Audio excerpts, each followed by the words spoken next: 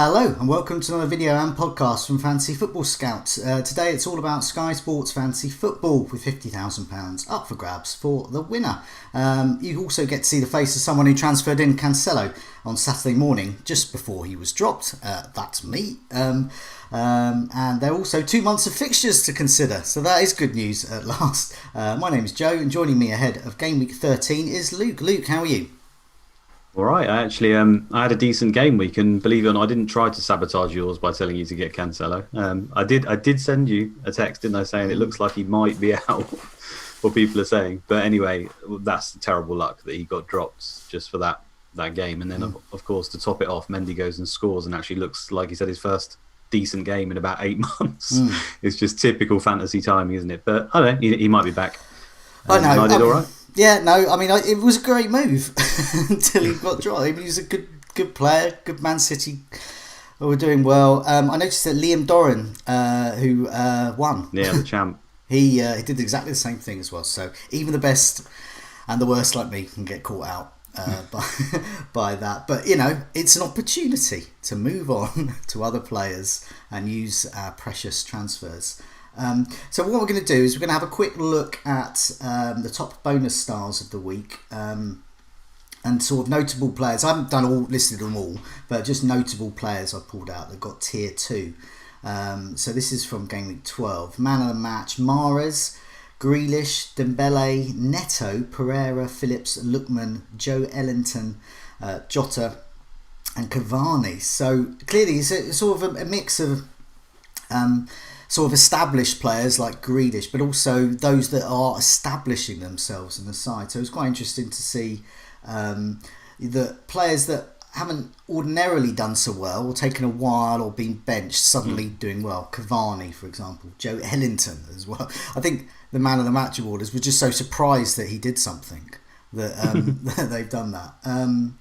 So, yeah, I mean, no great surprises there, really. Passing tier 2. 11 players got passing tier 2. That's the highest tier.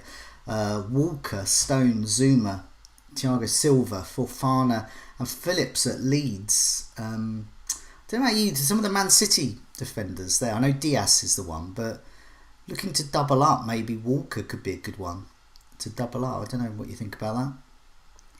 Yeah, again, Liam was talking about that on I think on the Hubs podcast. He's had a price drop, Walker, so he's interesting just because he's one of the more nailed Man City defenders more than anything. That's all we really need because they nearly always hit passing. And he is very attacking. Doesn't get as many assists or goals as you should do, in my opinion. But yeah, I'm not a massive fan myself, but I can see the appeal because obviously their games are really good. As ever with the City, it's will he keep starting? And with Walker, you're more certain than most of them. However, as he's not had his rest, it will just be sod's law that it will be this week that Cancelo goes to right back and Mendy plays left and Walker's left out. You just don't know, do you? But he'll get a rest at some point is the worry. It might be better to move for him after he's had that. Yes, indeed. Looking at saves tier 2, looking at moving on to the goalkeepers. Now, some people might have a bit of an issue with Martinez this week playing. Obviously, Villa and Newcastle we don't think is going to go ahead. It's definitely not going ahead on the Friday. It's been postponed because of an outbreak of COVID amongst the Newcastle players.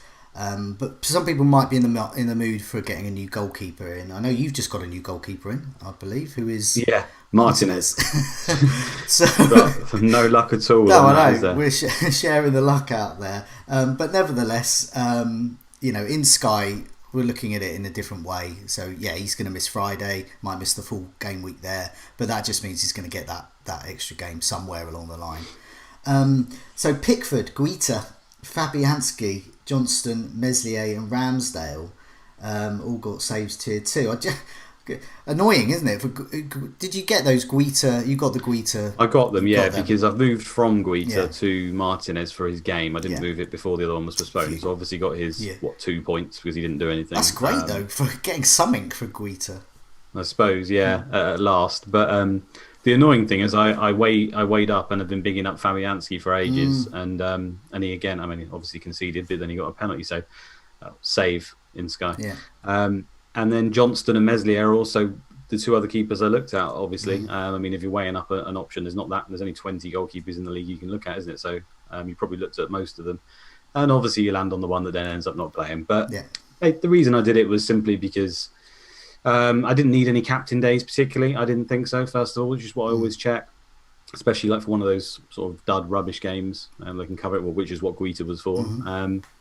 And when I stretched out the Fantasy Football Scout members ticker and looked up to where I think roughly overhaul will be, sort by defence, who's got the best fixtures?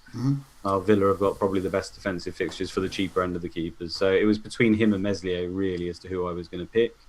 And I didn't need that 0.1. So I just thought, as most people have also got Aston Villa defenders, Konsa, probably Martinez, who's very popular himself. I just thought, I'll do that. And there we go. I'm not too bothered about the game being missed, like you say, because he'll just get two later down the line. So. Yeah, definitely.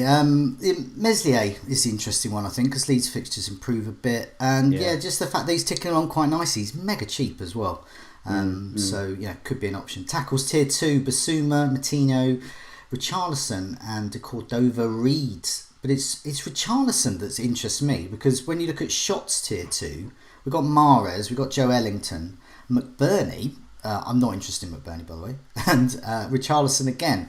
And what always appeals to me are these, when you start seeing players getting maximum tier in two completely different areas, tackling and in shots, and we know that Richarlison has the potential. So I think he could be a good, a good alternative. I know the fixtures aren't so great for Everton now; their good run is sort of coming to an end, but it always, stand to attention when I see, I don't quite do a full KDB salute, but I'd certainly stand to attention when I see some player getting tier 2. Richarlison has form for this, doesn't he? He's very much liked in Sky because he's all action, like his tackles, shots, everything. Unfortunately, this season he's a striker and he's 10.3 million, which I think's worked against him. He's only owned by 1%, but also in the top 1K this is. Yeah. But that's also because he's had injuries and stuff, I think. He's just a fantastic player for Sky. I'd like him to be a mid and be cheaper. That would be absolutely fantastic. But there's no denying that he can be a really, really safe captain because of that. If he doesn't even score or assist, he's always got bonus points to fall back on, and I love that. Yeah, so he's one to look at. So we've got 2 months worth of fixtures in Sky. So are there any sort of 2 for 3, 2 for 1, 3 for 1, 4 for 2, those kinds of things that picked your attention? And I'll just mention one that I know a few managers have picked out already. If you've got 2 up front and you're in need of Salah and have Fernandes, you're in luck. The fixtures have really helped out. You can move Fernandes to Salah in game week 13. If you already have Vardy as well, great. Keep Vardy, and then you can move Vardy to Fernandes and still keep Salah all the time through that. Just have a look at the fixtures. Game week 13, 14, it just falls very nicely for that pattern. And in amongst that, Fernandes, you're missing out on Fernandes against Man City during that time. That's it. Meanwhile, you get lots of fixtures. So that's something I know that's been noticed. But is there anything else you noticed, sort of transfers? There's quite a few actually. Quite a number. There's even some 4 for 2s and all sorts of stuff. I'm not going to go into all of them. You just obviously have to look who's playing at the beginning of the game week and then at the end. But another one that probably is appealing for this week, at least in the immediate, is doing pretty similar thing, is moving Fernandes to a Southampton player, because they also have a 3 for 1. The benefit here, and obviously that Man United game they miss, is, as you said, is the one at home to Man City. The benefit here is you get to cover Southampton for a captain day, which is this week, isn't it? Or is it next? Yeah, this week, Monday the 7th. So if you literally take him out after West Ham, Fernandes, you bring in Danny Ings if he's back. That would be handy. If not, you could go Ward-Prowse or Che Adams. You're then going to get Southampton at home to Sheffield United the week afterwards, which looks a pretty good game to me. And then they're away to Arsenal. So that's not a great game, but as we know, Arsenal aren't in particular form, and Southampton are full of energy. So I wouldn't be surprised if they return something in that. And then Man United play later in the game week on Thursday away to Sheffield United. So then you can revert back to Bruno Fernandes. Yeah. So that covers you a captain as well as a 3 for 1. So if you haven't got one, if you've got one, maybe not, but it's another one to look out for. Yeah. Later down the line, there's a lot involving Man City as well. There's a whole host of players, and obviously Grealish now not playing this week. Not that it particularly makes any difference. He's not playing. He's pretty much a 3 for 1 for virtually any player in the league if you take him out now. I probably don't want to do that myself, just because these tactical things are great, and if you've got the swaps to do it, what's so great about them is there's almost no way that you won't be up on the deal in terms of points just by how many points, and is that worth the 2 transfers? That's always the thought process, isn't it? There's almost no way that a player can outscore, for 1 game compared to 3 unless they absolutely haul and the other guy does nothing. Otherwise, you're nearly always up on the deal. But you just have to gauge how many points that's going to be, and you almost have to. I look at each game and think, right, I'm going to put down a conservative estimate for each points on that, and in the end, I think 2 swaps and removing, because I'm almost certainly want Grealish back. For me, is probably not worth it. If you could tell me that we had all the fixtures for a longer time, COVID wasn't a thing, we're not getting injuries all over the place, I wasn't going low on transfers, I might consider it, but I feel like conserving them for later in the season is probably going to benefit again. I mean, last season, the champ Liam, I think he saved so many towards the end and it really helped him. So I often run low right towards the end, and I'm making a conscious decision to try and avoid as many of those tactical swaps as I can and just use them for emergencies. But I wouldn't begrudge anyone doing it. If you sat on 30 plus, 33, 34 transfers, maybe it's probably a move you should look at. Yeah, I mean, the one I'm looking at, now I haven't, I'm not as clever as you at Sky, so I haven't looked at, whether it's 3 for 1, 2 for 1, whatever, but I have an issue when we come to look at my team. I have a Cancelo issue. He could possibly have been dropped permanently now. Meanwhile, I haven't got Salah, and I have 3 up front, and I do have Fernandes, so I can't do that nice, neat Fernandes out for Salah and then Vardy back to Fernandes after a while move. I can't really do that. But what I can do is Calvert-Lewin. Now, Everton play before Liverpool.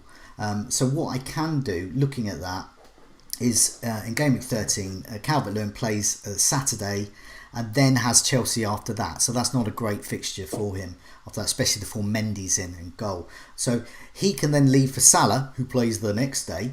And then at the same time, in order to fund that, I can solve my Cancelo issue and replace him probably for Vestergaard. So I'll get a cheap defender in, an enabler to fund that. And then I'll have a front line temporarily of Salah, Kane and Vardy, not so bad. And then Vardy a back out after game week 14, after the Brighton game, for probably a Chelsea player. I mean, I've got my eye on Werner. Werner against Wolves, and then there's quite a nice little Chelsea run. And I think Werner might be a nice, not I say a differential as such, but he'll be a player that won't be in many teams. He'll be a differential in the top 1K, I would have thought. So I'll look at that. It may not be Werner, but I'll have a sort of a Werner shaped hole in my team. I could possibly just go back to Calvert-Lewin again. But well, so much could have changed by then, but you've obviously got that option. Yeah, I like that, and it's finding these daisy chain moves. You just have to look at those fixtures and when the game dates start and end. And I think from my point of view, and others may be in this as well, who've got Cancelo in, or just simply a player they don't want anymore. It's a way I can solve that problem by just getting a very cheap enabler in, and also it means I can get Salah in, and I get to keep Vardy for that nice away fixture he's got at Sheffield United, and also the home game against Brighton. It's better away, but as a Brighton fan, I know that we concede whenever there's a big chance, and Vardy tends to score whenever there's a big chance. But let's have a look at your team and just see how you're doing. Now, you've had a really good game week. So you've got Martinez in goal now, Zuma, Lamptey and Diaz, De Bruyne, Antonio, Barnes, who was benched and then came on and scored, Grealish, who was your captain, presumably because you didn't have Vardy, so in the end you're massively up on the deal. And got a bit lucky there. Fernandes, and then you got Kane and Salah up front. And now you told me, was it 126 points that you got? It was 126, which seems to be, I mean, looking on Twitter and stuff, and I went quite up in most of my leagues where there's lots of really good players, so I'm assuming it was pretty good.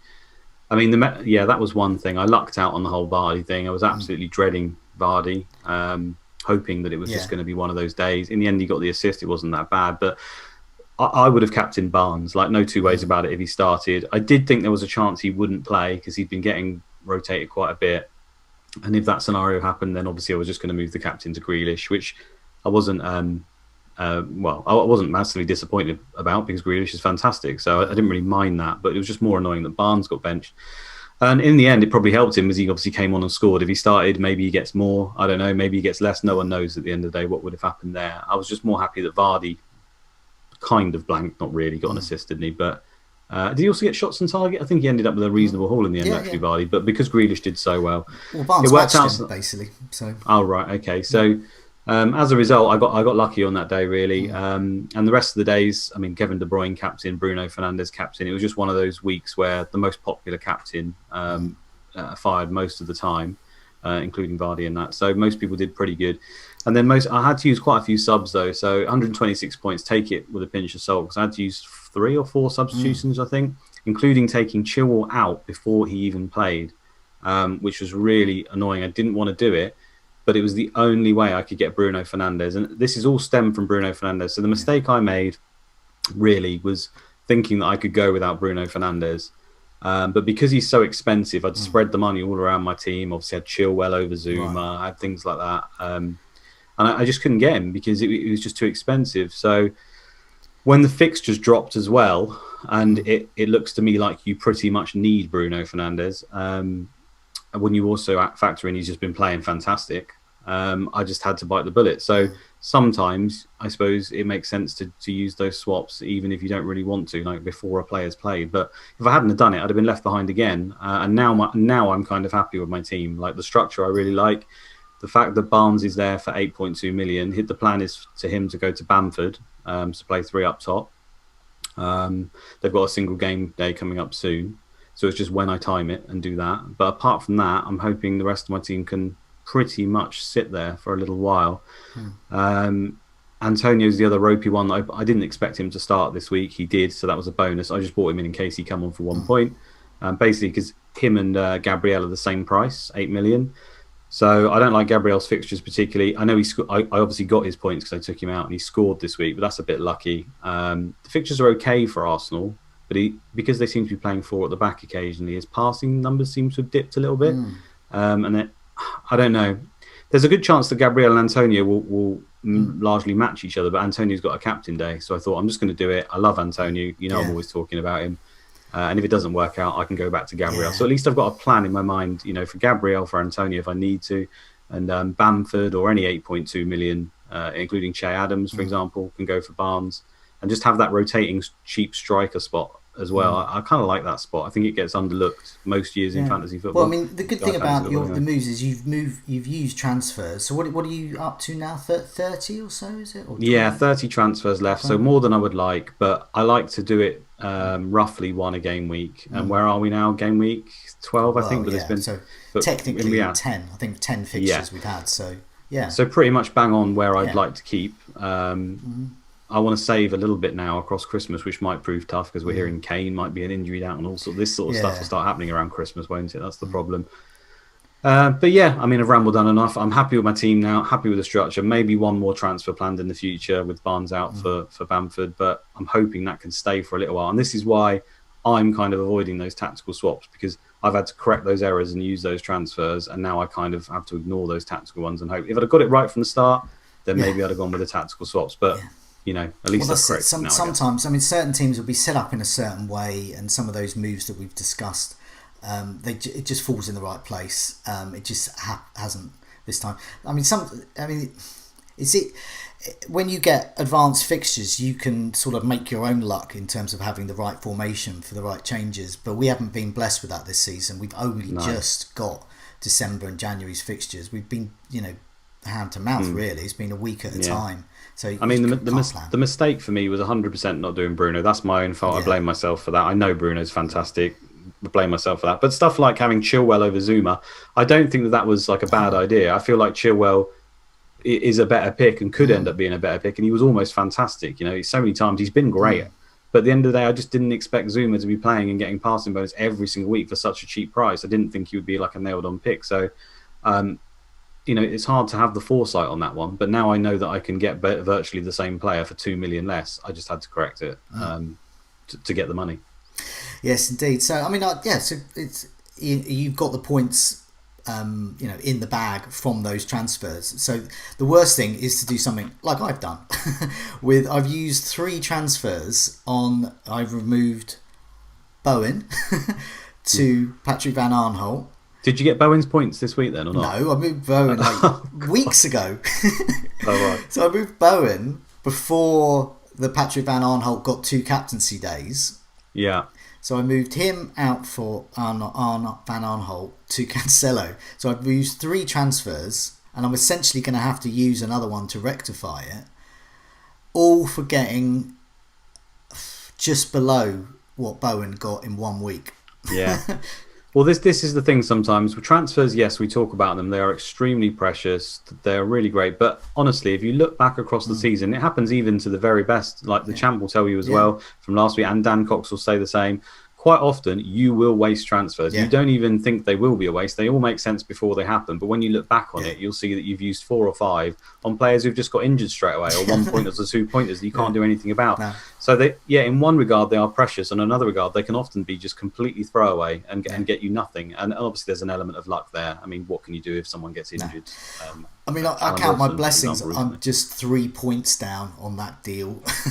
But it's an example of getting nothing from transfers, as you said. And yeah, it just happens. And the thing to do is to rectify it. I was trying to search for a player of that sort of value that could be relied upon. I thought Cancelo could be it.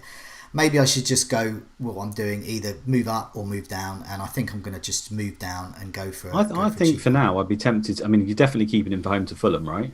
Just in case he plays. The changes I'm going to be making wouldn't be until the Sunday. Okay.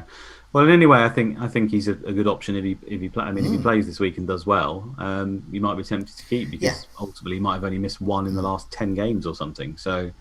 I don't think he's definitely a mistake yet. I say it's just frustrating with the whole Mendy scoring and looking good. It's not really to do with Mendy, because actually I think Cancelo replaced Mendy even though he wasn't injured, because Mendy had just been really poor and Cancelo was playing so well. At least I think that's what happened. Yeah. The problem really is the fact that Pep's come out and said now he wants these wingers closer to the forward up front, and therefore he needs the width from defence. So in my mind, he's got more chance of replacing Walker, who hasn't got a rest. I think he might line up at right back at some point. I think he's now sort of Walker's understudy. Possibly. He shouldn't be though. He's better than Walker. No, I know, but that's just I mean, also the comments from Pep indicate that he's gearing up for a busy Christmas, and that he wants it. He's talking about getting rhythm. So he's talking about certain players like Bernardo Silva, Rodri, giving them minutes to give them rhythm for the fixtures. Just lip service though. Then you get players like, say, Mahrez, who hadn't done anything for ages, but obviously he's done something to appeal to Pep, and comes on and gets a hat-trick against Burnley. And then by the same token, you get a player like Sterling, who would ordinarily, you would imagine, have had a good game against Burnley, completely dropped for that. Yeah, the whole Mahrez thing's just really weird. He's played like virtually every game this season, and he's been dreadful in nearly every single one, apart from this hat-trick. And, as a manager, great, you've scored a hat-trick, but I'm sure Pep would have preferred that he'd scored one goal, and won him the games in the 5 games leading up, rather than all in one game, which you don't need it in, if you see what I mean. So I know it's great for fantasy football. Yeah, he scored a hat-trick, but, unless he continues to perform every game, like Pep keeps saying, then eventually surely he has to come out of the team. It just seems like Mahrez is immune to that this season. No one can guess how Pep will do it. Bernardo Silva was virtually immune at right wing spot, what was it, 2 seasons ago now, or whatever it was. He just played virtually every game there, and he was fantastic.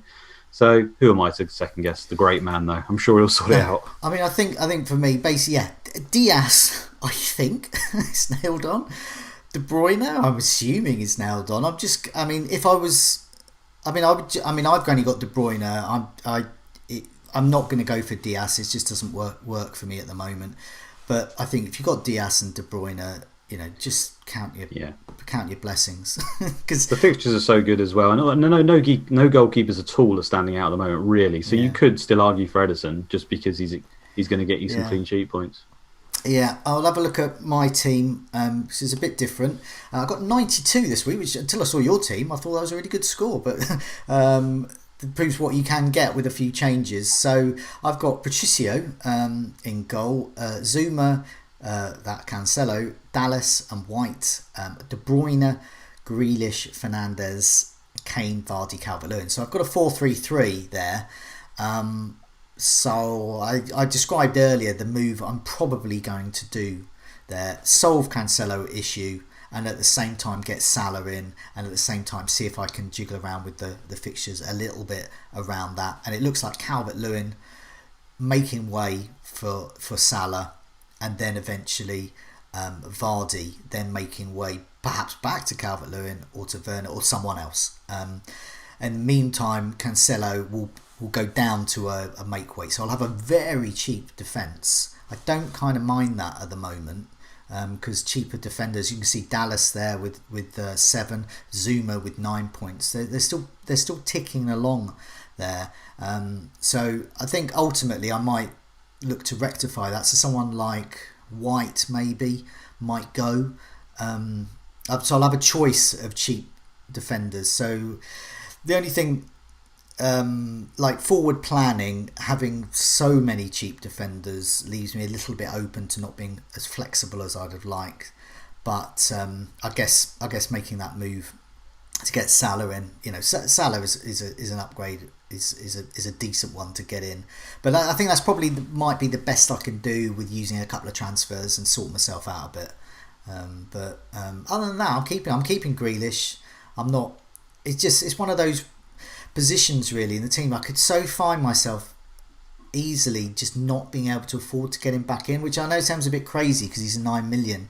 But I won't want to perhaps get rid of another premium asset for him, and I just feel I just want to get him in, and he's going to keep him in, and he's going to get all these fixtures coming, back at us at some point. Lots of knowing the timing of the second oval would help here, and when those games are rescheduled. But as we don't know that, I'm just going to stick with him for the reasons you said. I don't think it's a bad idea to remove him if you've got the option. It's just who do you really go for? It depends on your formation, doesn't it? There's a number of players like Jota, Mahrez himself, who I think people you could look at. I've been here before with players like Mahrez. I've got him in Sky nearly every season since I've started, and it never works for me, ever. Me neither. So, yeah, great. If you can get him in and you can get those hat-tricks, fair play to you, but I can't. So I'm just going to avoid. I'm not going to bother getting him and look at other people. But Jota, for example, if you go straight to him, he's a striker in this, unfortunately, but he's one I would potentially look at doing. He's just so good at the moment. He won't go away, will he? So part of I have got a fear on that this week, I think everyone else has had a rest recently apart from Jota. So I feel like this week might be his chance, but I've got nothing to back that up. It's just a slight hunch. So Firmino is rested. So Firmino can come in for him. It's a bit confusing last time against Brighton because Minamino came in, which I think for Mane, and I don't know. It was just they're so flexible and fluid up front that and because their team's in a bit of disarray and Jota's the only one scoring, you also think in the back of your mind maybe Klopp thinks he can't rest him at the moment. So there is that, I suppose. Yeah, and also he can play Firmino, Mane, Salah and Jota. He can play them all in the same formation.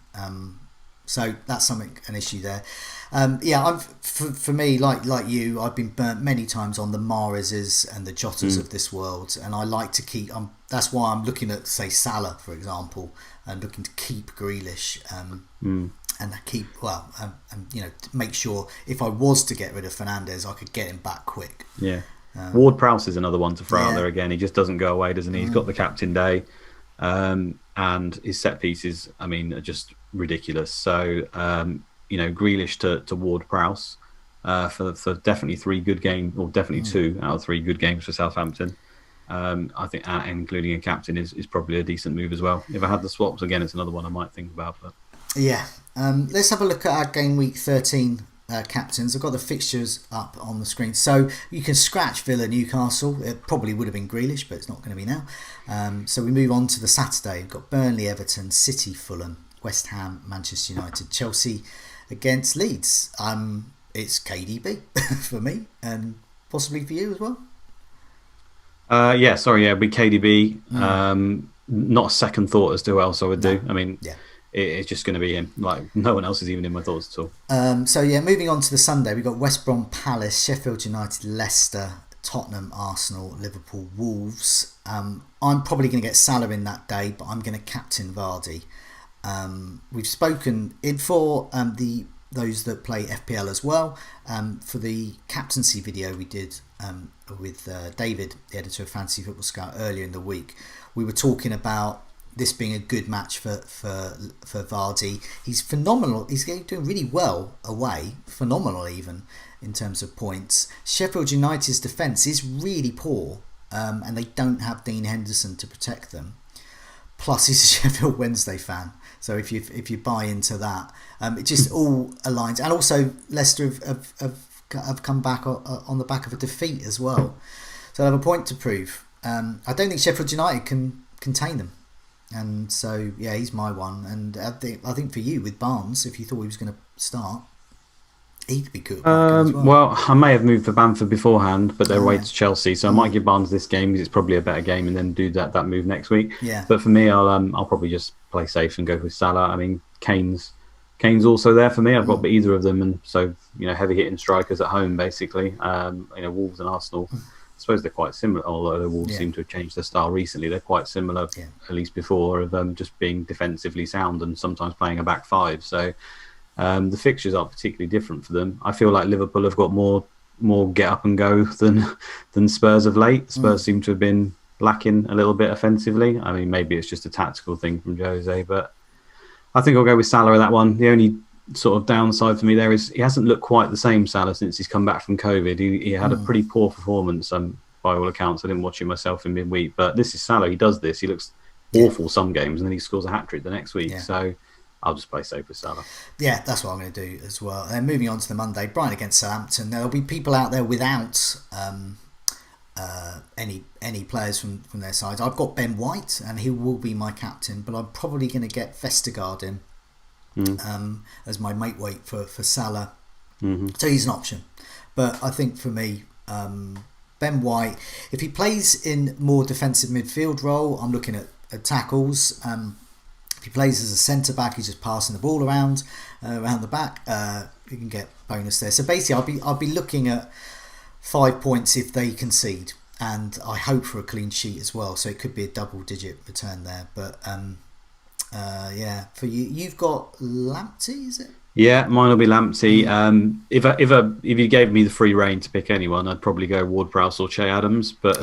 Because Southampton just, they're so good offensively, and Brighton seem to find a way to concede, don't they? But it's a bit of a dud game, so I'll just stick it with Lamptey and hope you can get me some bonus and hopefully not a red card. Yeah, it's worth noting with Southampton as well. We spoke across a number of videos and podcasts last week about Southampton, again, quite nicely predictable. They can beat, and they can certainly keep clean sheets against lesser teams or mid-table teams, but when they come across the likes of Spurs or Manchester United, they crumble a bit, and we saw that against Manchester United.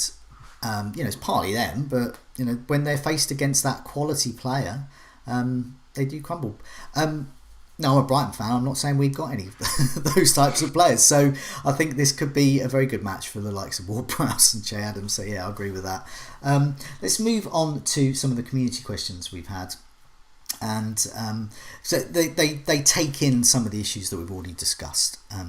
So Benny Blanco, I bought Martinez in prior to the West Ham game. Would you keep hold or look to move him on to get that potential short-term gain in fixtures?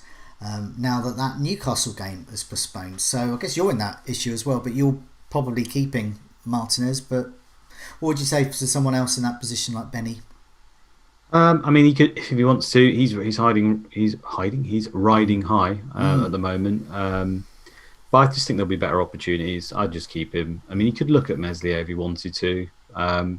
But the fact you've got loads of swaps doesn't mean you just then have to use them. If you're in a really high position and you've got high swaps left, then great, just keep them. Because come the end of the season, when there's loads of injuries and reschedules and God knows what else is going on, there will be opportunities for these 3-for-1s involving high-end captains. And ultimately, go to the goalkeepers page, sort by points, and you'll see that there's about 20 points separating virtually every goalkeeper in the game. So how many extra points are you going to make here? You literally need them to keep clean sheets, man of the matches, tier 2 saves in about 3 or 4 games running for it to even be worth it for me. So just stick. Yeah, I mean, similar question here. FPL Amateur, he's got Grealish like most of us have, but Concert as well. What should we do? I mean, I think the same applies, especially with Grealish. You're going to want him back. It's not like FPL here. This is where Sky's different. You've got those players in for a longer haul, I assume. It's different if you don't want them in your team long term. I'll add that. If you just don't want Conser in your team, you're not happy with him, there's a structure issue, then by all means get rid. But if he's doing okay, which I think Conser's doing all right for that value, and has got some good games coming up, these are the kind of swaps where I don't think there's that much of an upside to never it. mind missing a game for a player if you know they're definitely coming back. So, for example, I think you got Lamptey in your team. Lamptey's in my B team. I did not for a second think I'm going to move Lamptey out. I just thought he's a 6 whatever defender. He's just staying in. He's missing a game. So be it. Especially the case in this one because they're not actually missing a game at all. They're just going to be another day, and it may be before the overhaul. Mikey U says he made a silly move to get Bamford in. He says, I don't think that's a silly move, but you never know. To have 3 forwards, but now he's blocked himself doing that Bruno to Salah and then Vardy move. I don't think that's silly because Bamford's a good player to get in. Leeds have good fixtures coming up. But nevertheless, he presents himself in the same position I'm in. He can't do that move there. But he is also saying, you're talking about Calvert-Lewin, and he's used up Calvert-Lewin to Bamford, to Romeo to cover Southampton, and yes. Okay, so I'll just reread that again because he's got quite confused. Basically, he's looking at doing something with Calvert-Lewin, Romeo. Yeah, I think that's possibly good. Yeah, I wouldn't be removing Bamford now that he's brought him in. If he really wants to sort that issue, it's basically. I'm assuming he's got Kane. It's going to be either Kane or Calvert-Lewin out. And as Kane has got a slight injury out we're hearing. It's a tough fixture anyway. You could always look at it that way if you really want to get Salah and then sort the process out further down the line. Yeah, so he's in a similar situation to me really, and I'm going down the Calvert-Lewin route out because the way my team's structured, it sort of works out. But Kane is an option as well to remove, especially if he's injured. But I'm not sure he is because last time Mourinho said one of his top players was injured in Son.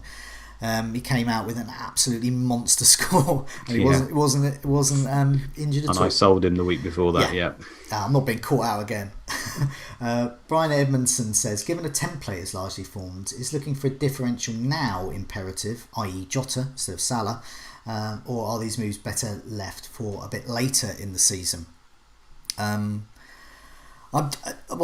just playing it safe at the moment. I don't want to go down my Jota Mahrez route, and I just think if you carry on getting the good, well-owned, consistent players, you are going to tick along nicely, and then I don't think I would go for this type of player anyway.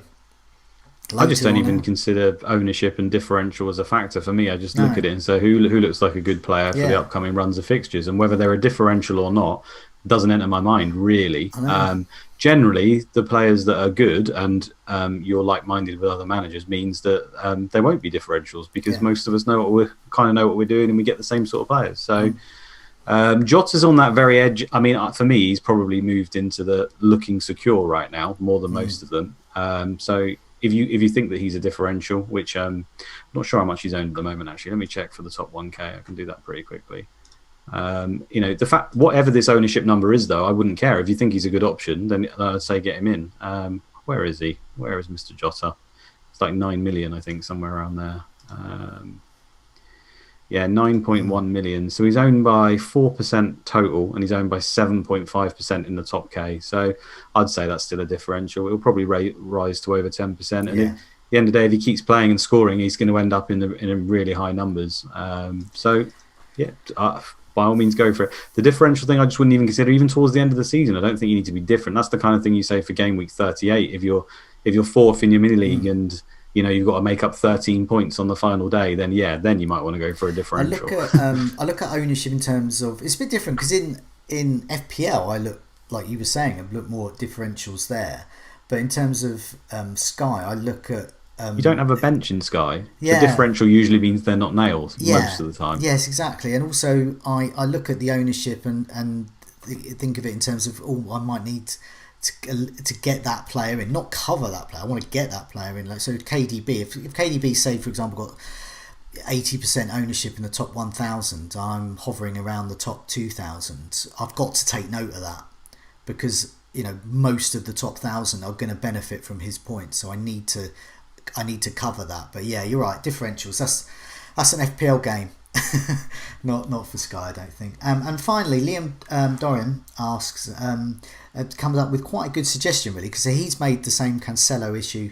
I would say mistake, but Cancelo mistake, yeah, okay, that I did. But his suggestion is waiting the Saturday and then perhaps moving to Gabriel on the Sunday. That was something I had considered until I started to think, well, for an extra transfer, I can get Salah in. But I think that is viable. Let's see.